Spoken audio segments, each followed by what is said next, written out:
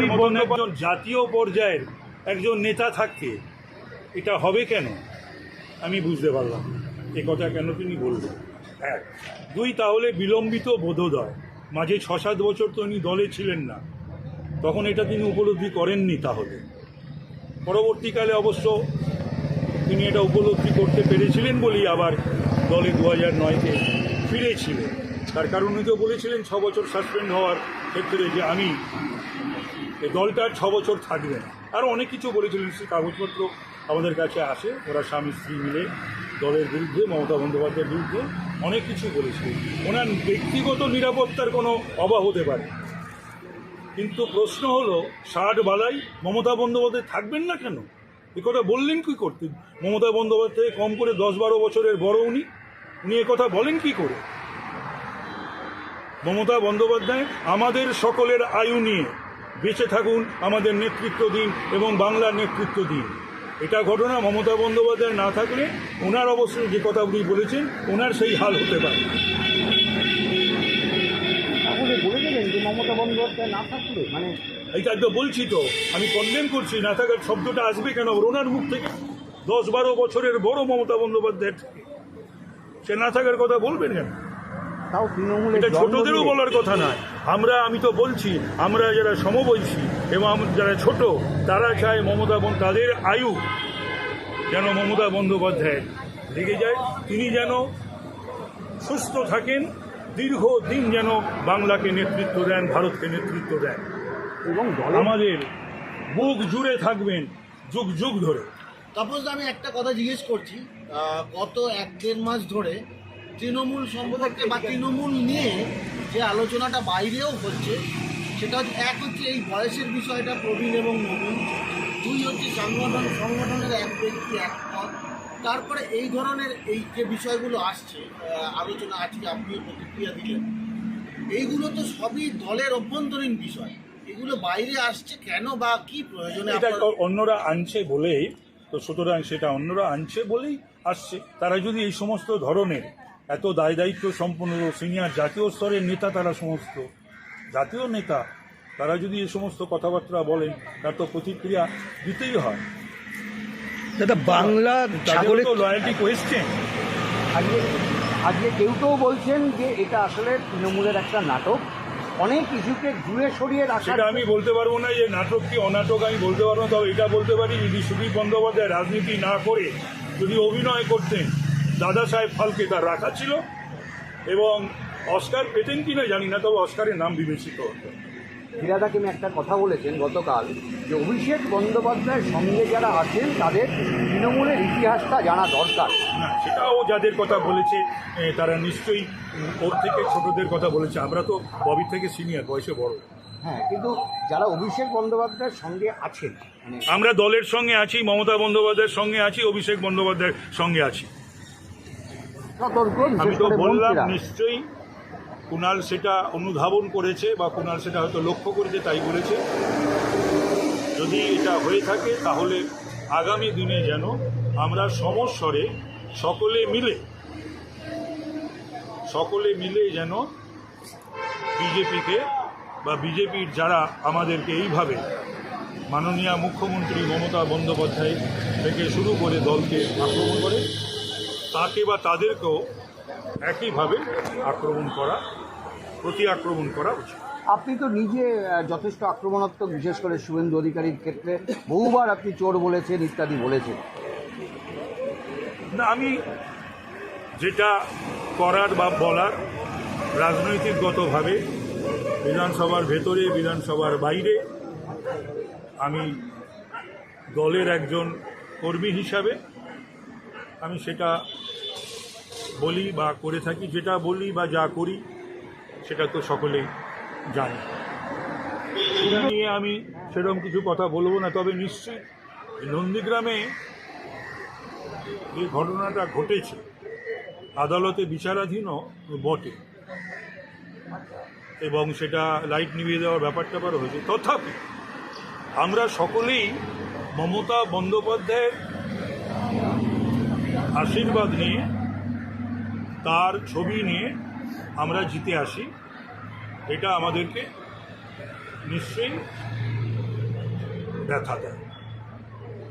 অভিষেক বন্দ্যোপাধ্যায় যদি নেতৃত্ব দেন, এই যে গতকাল সুব্রত বক্সির একটি মন্তব্যকে ঘিরে যে বিতর্ক, কি বলবেন? এই যদি শব্দ নিয়ে ইতিমধ্যেই প্রশ্ন উঠতে শুরু করেছে। সেটা হয়তো সাধারণত বক্সিত কোনো বিবৃতি বা বাইক টাইক দেয় না। অভিষেক নেতৃত্বে ছিল, নেতৃত্বে আছে, নেতৃত্বে থাকে।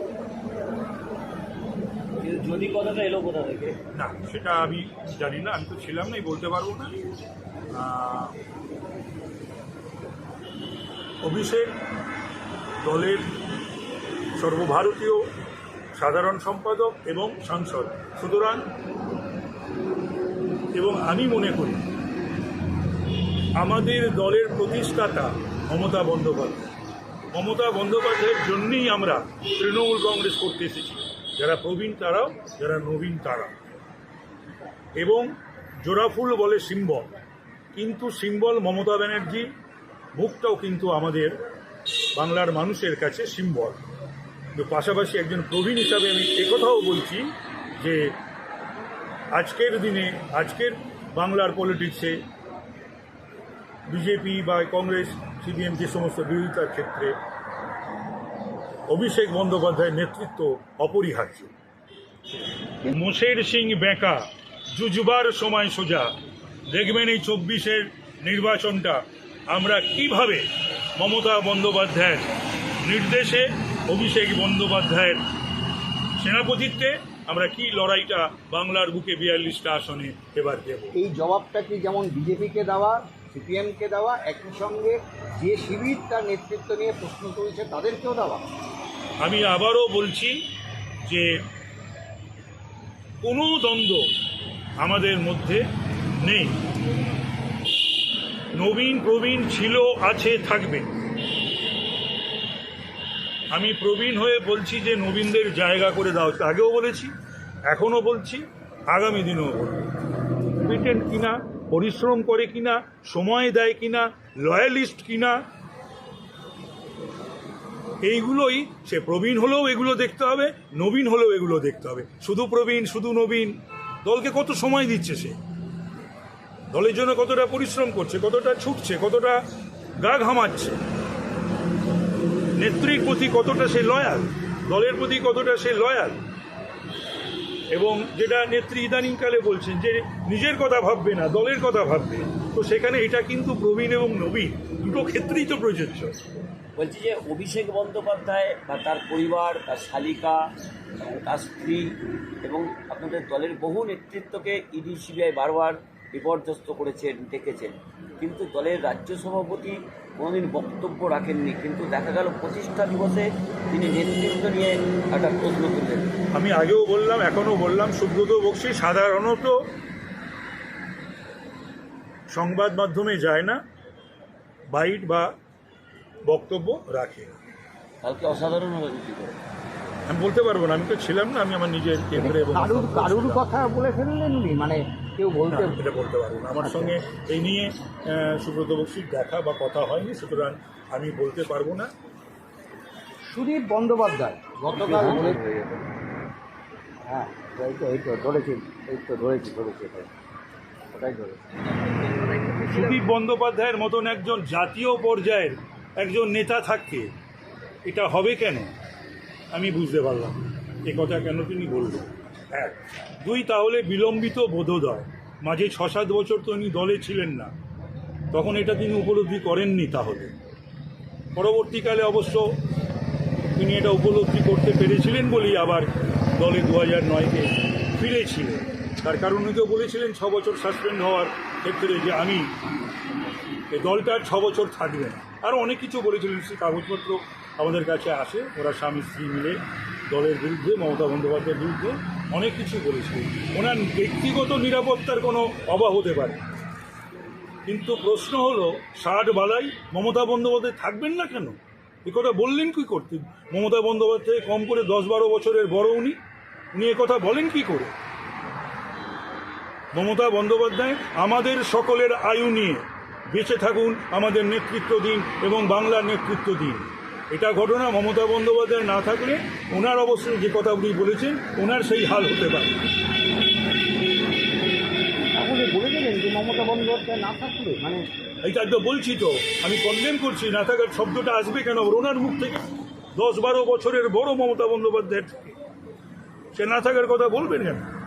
তাও তৃণমূলের এটা জন্ম ছোটদেরও দিয়ে- বলার কথা নয়। আমি তো বলছি, আমরা যারা সমবয়সী এবং যারা ছোট, তারা চায় তাদের আয়ু যেন মমতা বন্দ্যোপাধ্যায় লেগে যায়, তিনি যেন সুস্থ থাকেন, দীর্ঘদিন যেন বাংলাকে নেতৃত্ব দেন, ভারতকে নেতৃত্ব দেন।